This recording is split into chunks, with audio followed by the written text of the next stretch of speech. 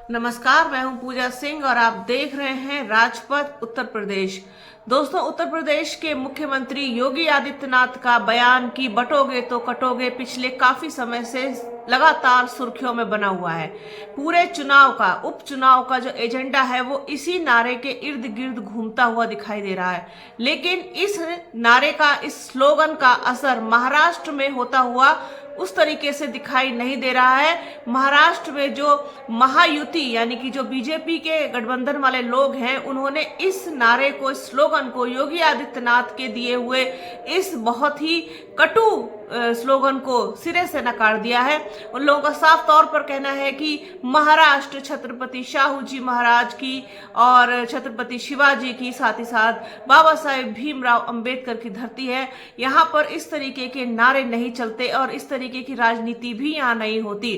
तो बटेंगे और कटेंगे जैसी चीज से अब वहां के लोग बचते हुए नजर आ रहे हैं। महाराष्ट्र के महायुति के क्या है पूरा मामला, आइए आपको बताते हैं। महाराष्ट्र विधानसभा चुनाव के लिए 18 नवंबर यानी कल को प्रचार खत्म हो जाएगा, लेकिन पूरे चुनाव में यूपी के सीएम योगी आदित्यनाथ का बटेंगे तो कटेंगे का बयान एक मुद्दा बना रहा। हालांकि इस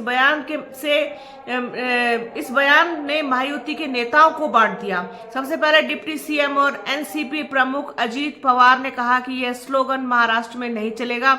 इसके बाद मुख्यमंत्री एकनाथ शिंदे की शिवसेना का भी यही स्टैंड सामने आया। चुनाव प्रचार के अंतिम दौर में पहुंचते पहुंचते बीजेपी की नेता पंकजा मुंडे ने भी इस नारे को गैर जरूरी बताते हुए पार्टी विकास के नाम पर जीत रही है ऐसा कहा। ऐसे में अब महाराष्ट्र में चुनाव प्रचार अंतिम दौर में है और अब सिर्फ एक दिन बचा है, तब ये सवाल खड़ा हो रहा है क्या योगी आदित्यनाथ का नारा बैकफायर तो नहीं करेगा।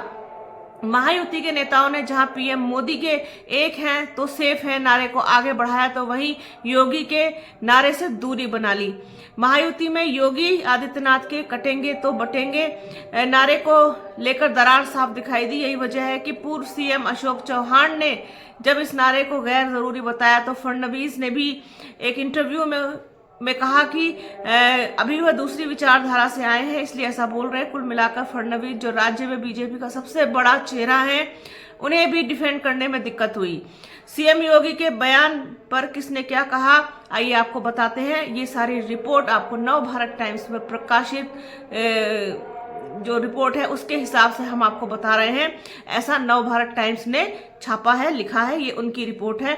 महाराष्ट्र ने कभी सांप्रदायिक विभाजन को स्वीकार नहीं किया है। यूपी, बिहार और मध्य प्रदेश में लोगों की सोच अलग है, लेकिन ऐसे बयान महाराष्ट्र में नहीं चलते। मेरी राय में महाराष्ट्र में ऐसे शब्दों का इस्तेमाल कोई मायने नहीं रखता, क्योंकि महाराष्ट्र के लोगों ने छत्रपति शाहू जी महाराज, ज्योतिबा फुले और बाबा साहेब अंबेडकर की धर्मनिरपेक्ष विचारधारा का पालन किया है। हमारा नारा सबका साथ और सबका विकास है। अगर कोई शाहू जी, शिवाजी, फुले और अंबेडकर की विचारधारा से भटकेगा तो महाराष्ट्र उसे नहीं बख्शेगा। ये कहना है अजीत पवार उप मुख्यमंत्री एनसीपी चीफ का। एकनाथ शिंदे जो मुख्यमंत्री हैं और शिवसेना के चीफ हैं, उनका क्या कहना है, महाराष्ट्र में इस तरीके की सियासत नहीं हो सकती। हमारी पार्टी 2.5 साल में हुए विकास कार्य और लोक कल्याणकारी योजनाओं को लेकर चुनाव में जा रही है, उसी पर चुनाव लड़ रहे हैं। लोकतंत्र में एक होकर वोटिंग करेंगे और ज्यादा से ज्यादा वोटिंग करें, ऐसा उन्होंने अनुरोध किया है। अशोक चौहान पूर्व सीएम बीजेपी नेता क्या कहते हैं, बटेंगे तो कटेंगे का नारा सही नहीं है और राज्य के लोग इसकी सराहना भी नहीं करेंगे। व्यक्तिगत रूप से कहूं तो मैं ऐसे नारों के पक्ष में कतई नहीं हूं। मैं वोट जिहाद बनाम युद्ध, धर्म युद्ध जैसे बयानबाजी को महत्व नहीं देता हूं, क्योंकि बीजेपी और सत्तारूढ़ महायुति ने देश की नीति और महाराष्ट्र का विकास किया है। पंकजा मुंडे का बयान है कि मैं इस नारे को सपोर्ट नहीं करती और महाराष्ट्र को इस तरह की राजनीति की जरूरत भी नहीं है। सच कहें तो मेरी सियासत अलग है। मैं सिर्फ इसलिए इसका समर्थन नहीं करूंगी कि मैं उस पार्टी से हूं। मेरा मानना है कि हमें विकास पर काम करना चाहिए और उसी मुद्दे पर चुनाव लड़ना चाहिए। हमें महाराष्ट्र में ऐसा कोई विषय लाने की आवश्यकता नहीं है। अब आप ये देखिए कि ये सब लोग जो बीजेपी के इस नारे की वजह से, योगी आदित्यनाथ की वजह से पूरे तरीके से बचते हुए और इसे किनारा करते हुए साफ तौर पर दिखाई दे रहे हैं, क्योंकि महाराष्ट्र की 60 सीटों पर एम फैक्टर यानी मुस्लिम फैक्टर बहुत जबरदस्त है और ये लोग जो है किसी भी तरीके से इस मामले को तूल नहीं देना चाहते। ये कह करके कि महाराष्ट्र की राजनीति इस तरीके की नहीं है।